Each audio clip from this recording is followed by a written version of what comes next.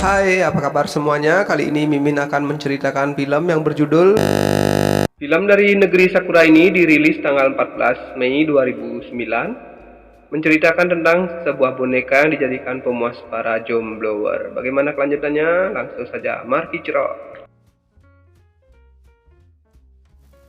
Film akan berfokus dengan seorang pria yang bernama Hideo, yang pada saat itu ia sedang berada di dalam sebuah kereta api yang akan beranjak menuju pulang ke rumahnya. Terlihat di raut wajah Hideo saat ini sedang merasa kesepian. Hideo sudah terbiasa menjalani kesendiriannya, mulai dari membeli bahan-bahan pangan beserta semua kebutuhan hidupnya.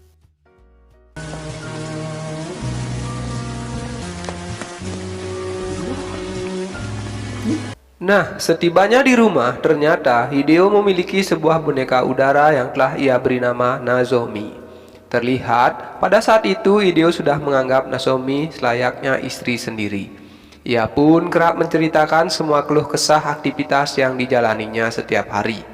Tak sampai di situ, seperti layaknya pasangan suami istri, Hideo pun melampiaskan kebutuhan jasmaninya kepada Nozomi, boneka kesayangannya itu.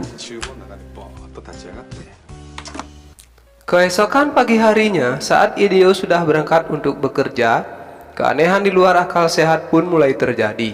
Pada saat itu, boneka Nozomi seketika bergerak dan terbangun. Kemudian Nozomi pun beranjak dari tempat tidurnya. Lalu Nozomi menggunakan busana yang sering ia pakai. Karena merasa penasaran dengan dunia luar, Nozomi pun beranjak pergi ke luar.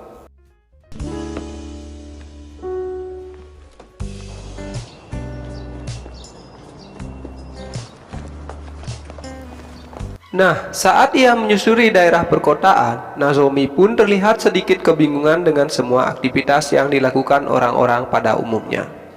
Setelah ia lama berjalan-jalan, sampailah Nozomi di sebuah toko kaset. Nah, di sana ia pun merasa sangat senang karena melihat gambar-gambar sampul kaset yang menarik. Kemudian ia bertemu dengan penjaga toko kaset yang bernama Junichi. Melihat gelagat aneh dari Nozomi, Junichi pun menanyakan perihal kedatangan Nozomi. Akan tetapi, Nozomi yang tidak mengerti hal yang ditemui hanya bisa terdiam, tanpa berbicara sepatah kata pun. Saat malam harinya, Hideo pun mengajak Nozomi menemaninya untuk bersantai-santai di sebuah taman, sambil menceritakan keluh kesah kesehariannya.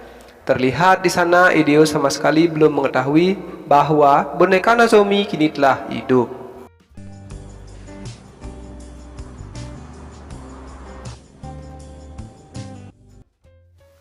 Singkat cerita, pada pagi harinya ternyata Nozomi kini telah bekerja di toko kaset bersama Junichi. Pada saat itu, pemilik dari toko tersebut menanyakan tentang pacar dari Nozomi. Tentu saja, Nozomi pun tidak mengerti tentang hal tersebut.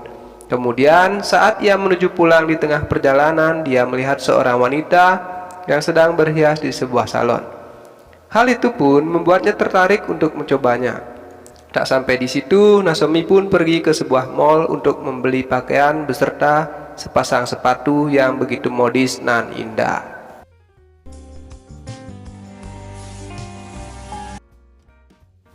Keesokan pagi harinya, terlihat Nozomi bersama Junichi yang sudah mulai mengenal satu sama lainnya.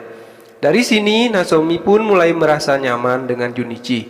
Nah, ketika Nozomi melihat sebuah keindahan laut di sebuah siaran televisi, ia pun merasa tercengang karena di dalam hidupnya, Nozomi sama sekali tidak pernah melihat lautan. Mendengar hal itu, Junichi pun mengajak Nozomi untuk berjalan ke sebuah pantai. Lalu, pada saat makan malam di sana, Nozomi merasa kebingungan karena melihat anak kecil yang saat itu sedang merayakan ulang tahun. Dari sinilah, Nozomi pun mulai merasa penasaran mengenai siapakah dirinya.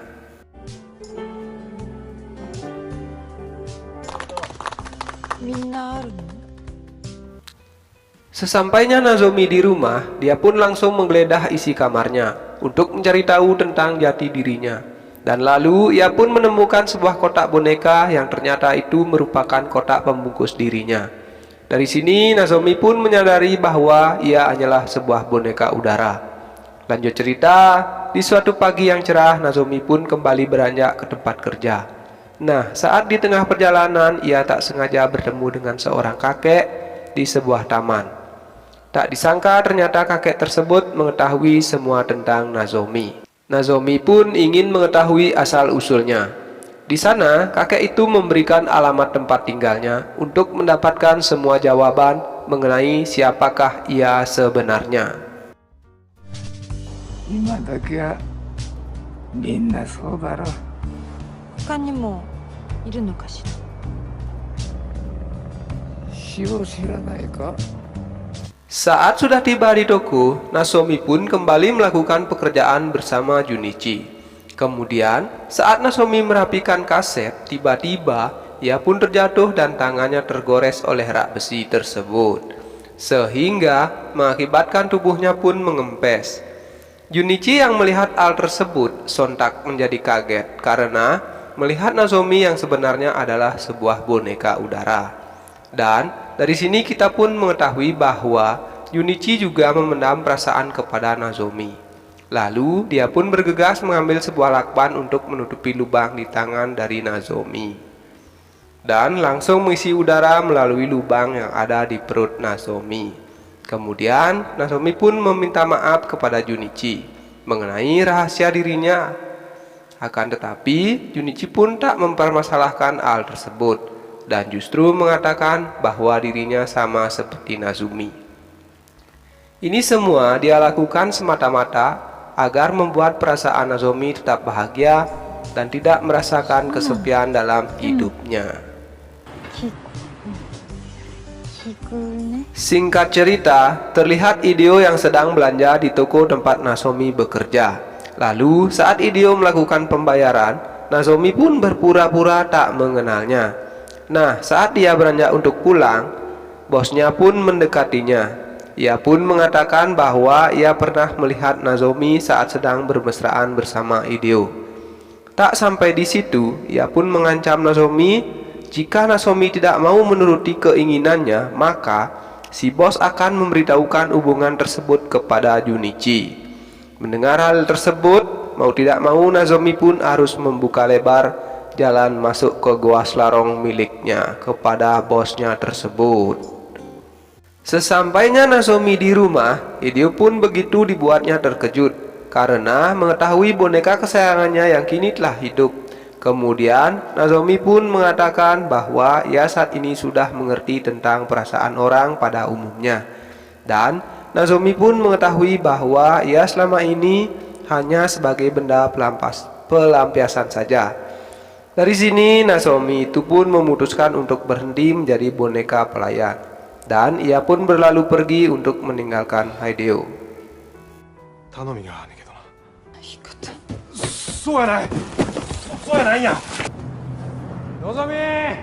Singkat cerita, Nozomi mendatangi rumah dari kakek yang pernah ia temui di taman tersebut. Di sana, kakek itu pun mengatakan mengenai di mana awalnya Nozomi diciptakan. Tak pikir panjang, Nozomi pun segera mendatangi tempat tersebut.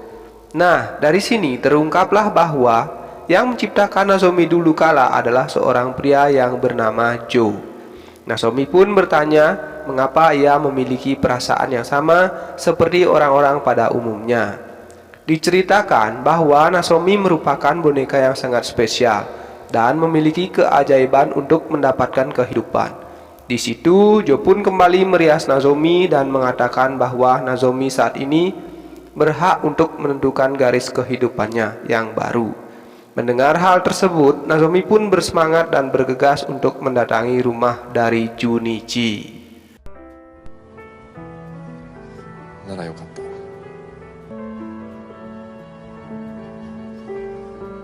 行ってきます。 Lalu setibanya di sana, Nozomi pun mengungkapkan perasaannya. Ternyata Junichi pun memiliki perasaan yang sama terhadapnya, meskipun ia mengetahui bahwa Nozomi ini hanyalah sebuah boneka. Merasakan dinginnya malam, akhirnya Nozomi dapat merasakan lele jumbo milik Mas Junichi yang terbilang cukup perkasa. 僕が吹き込んであげるから。でもたが望むこと何でも。 Terlihat Junichi yang sangat kelelahan seusai digempur habis-habisan oleh Nozomi.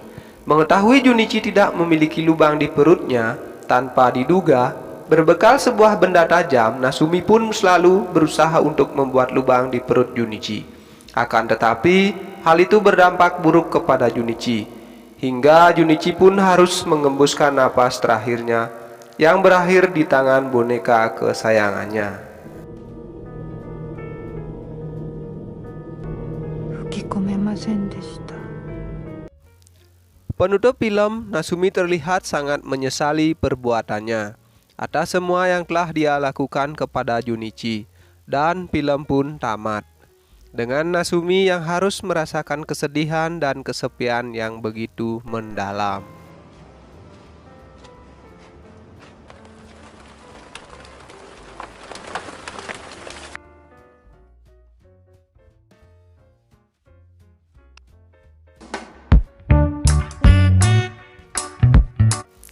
Oke guys, sekian dulu rangkuman film kali ini. Jika kalian suka, silahkan tekan tombol subscribe, like, serta komen agar channel ini bisa berkembang. Sekian dan terima kasih.